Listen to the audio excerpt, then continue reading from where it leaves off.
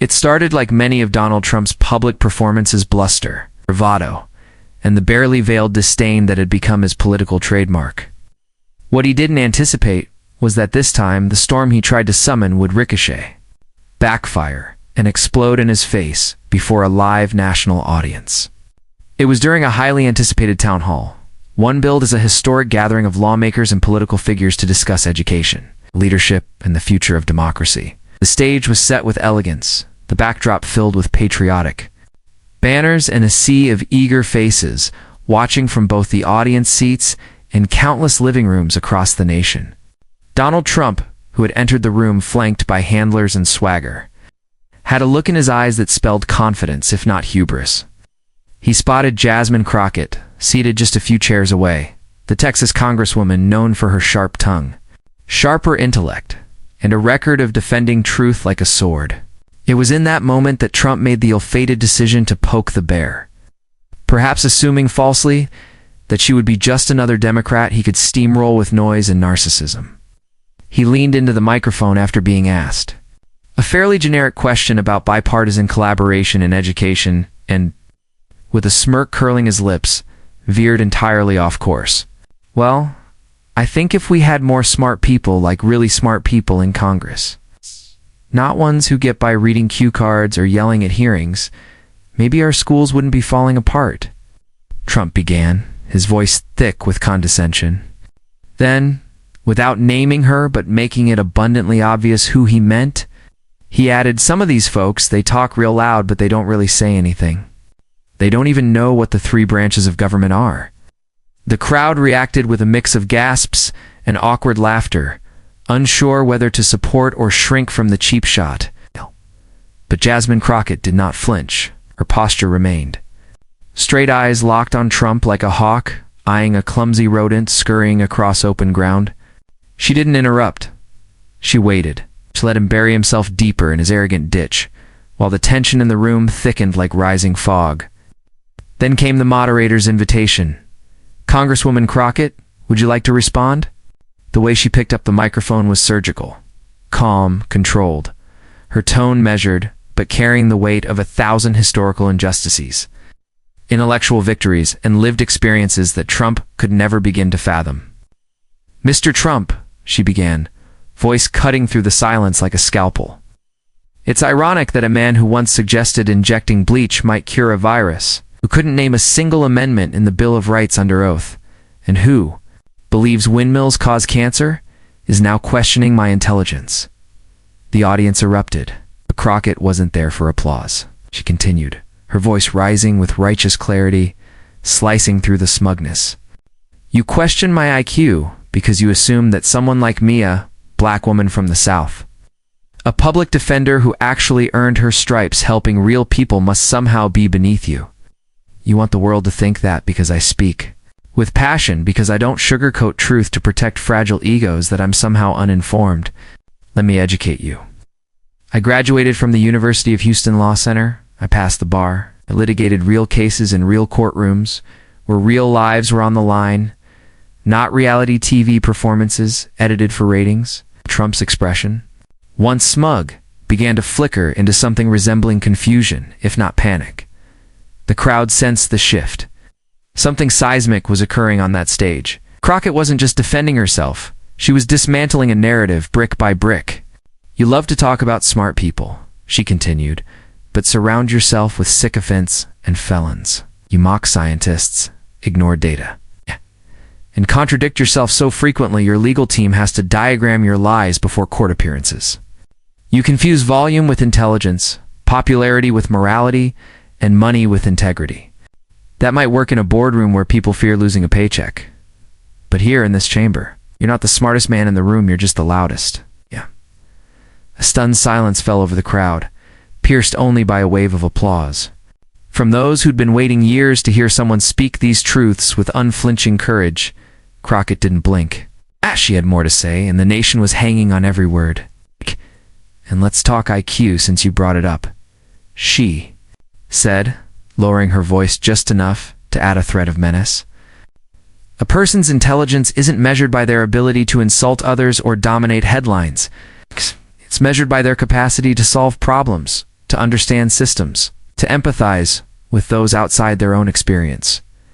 My intelligence isn't yours to challenge because it doesn't answer to the whims of fragile men craving relevance. Her words had the rhythm of a trial summation, her cadence relentless.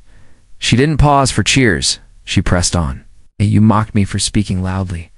I speak loudly because I refuse to be drowned out. My voice is loud because so many before me were silenced. It echoes with the cries of those who couldn't vote, who couldn't walk through the front door, who couldn't sit in these chairs. My voice is an inheritance and I will not shrink it for you." Trump shifted uncomfortably. Cameras caught the subtle twitch of his jaw, the tightening of his hand around his microphone.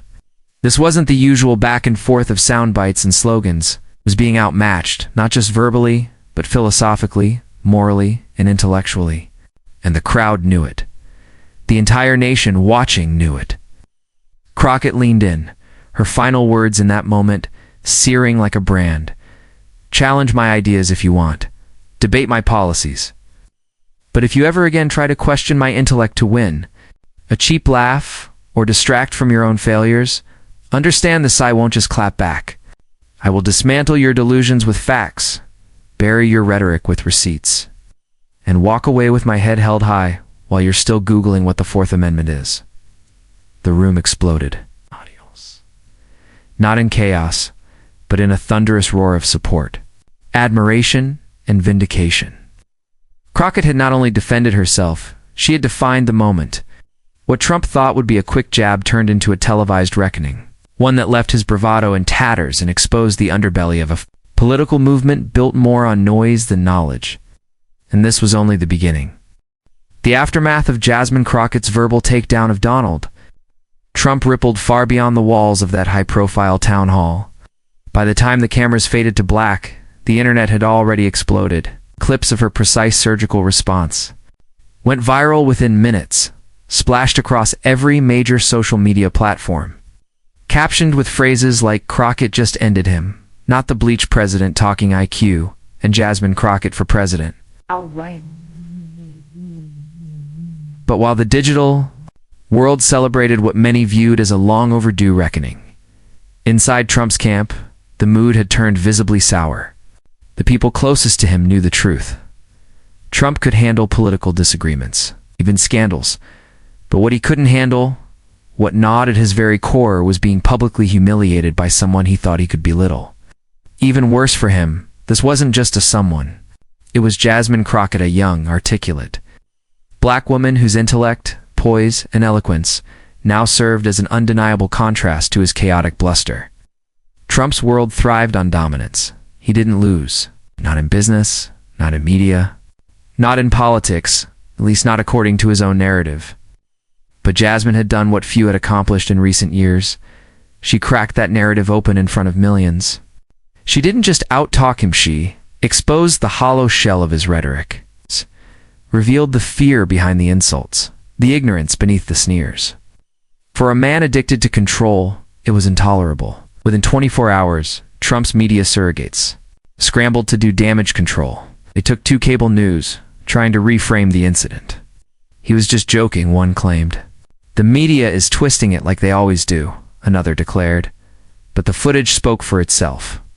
There was no spin that could erase the raw power of Crockett's moment. She hadn't shouted him down, she'd outclassed him. And that distinction made the embarrassment cut deeper. Meanwhile, Crockett wasn't seeking revenge. She wasn't even basking in the glow of viral fame. Instead, she returned to her congressional duties with the same grounded tenacity that had brought her to national attention in the first place. When reporters hounded her in the Capitol halls, shoving microphones in her face, asking how it felt to roast Trump on live TV, her answer was both humble and cutting. "I wasn't there to roast anyone," she said. "I was there to represent truth. I was there to make sure ignorance doesn't become policy." But Trump couldn't leave it alone. The incident scratched too deeply at his ego. Following, he took to his favorite digital soapboxes, making a series of increasingly unhinged posts. He called Crockett ungrateful, incoherent, a fraud, and even attempted to question her educational background, a strategy that backfired spectacularly when users flooded his timeline with screenshots of her resume, courtroom victories, and bar certification. Still, he couldn't stop. The more he ranted, the more he revealed how deeply shaken he had been. His own supporters began to grow uncomfortable. Some longtime allies tried to persuade him to let it go, but Trump was incapable of surrendering a grudge, and so he escalated. At a rally in Florida just a week after the town hall, he took the stage before a crowd of red-capped followers and rehashed the feud. "This woman, this Jasmine Crockett, she thinks she's smart," he growled, the crowd booing on cue. "She thinks because she talks fast and uses big words that she knows what she's doing. Let me tell you something, some of the smartest people I know didn't even go to college." He paused, awaiting applause that came slower than usual. Then, looking defiant, he added, "She wants to talk about intelligence? Okay, let's see her build a billion-dollar empire. Let's see her host hit TV shows. Let's see her win elections without cheating." The projection was blatant. The crowd, sensing the desperation behind the words, offered half-hearted cheers. For once, Trump's insults weren't landing with their usual force. Crockett, watching the clips later, didn't respond with rage. She responded with grace and with facts. At a press conference following a housing bill debate, she calmly stated, "Success isn't measured in bankrupt casinos or fraudulent charities, and you don't build an empire by stiffing contractors and conning voters. You build it by lifting communities, by standing for something bigger than yourself." That line, like so many of hers, found its way into the cultural bloodstream. Late-night hosts quoted it. College students repeated it in debate clubs. Educators printed it out and taped it to classroom walls. Suddenly, Jasmine Crockett wasn't just a rising political figure, she was a symbol. A symbol of the new era, one where truth didn't back down to bluster, and intelligence wasn't defined by arrogance. And in that moment, Trump's typical playbook failed him. He couldn't bully his way back to dominance. He couldn't insult his way out of the facts. Crockett had flipped the narrative permanently. The next move came from Trump's advisors, desperate to regain control of the media cycle. They proposed a televised debate. "It's perfect," one strategist told him. "You'll look brave, she'll come off emotional, and you'll win the sound bites." Trump agreed too quickly. What he didn't realize was that Crockett had no interest in emotional outbursts. She wielded facts like a scalpel. She debated like a trial lawyer dismantling a shaky witness. And when the network confirmed that the debate would happen live, with no edits and an expert panel of moderators fact-checking in real time, the nation buzzed with anticipation. Social media lit up with countdowns. Newsrooms prepared special segments. Voters young, old, left, right tuned in. It was a reckoning.